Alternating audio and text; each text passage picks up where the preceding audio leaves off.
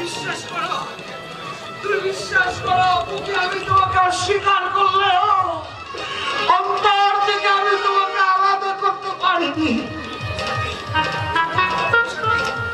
কথা বলো সাথী,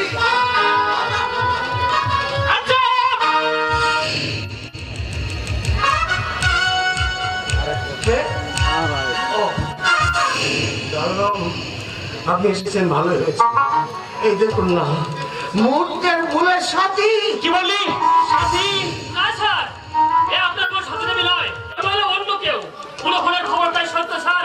দোষ চরিত্র রাজা রাতের রাজার কাজ সেরে এটি এ মহিলাটি এখনো জীবিত স্যার। তাহলে এক্ষুনি চিকিৎসার জন্য হাসপাতালে নিতে হবে স্যার।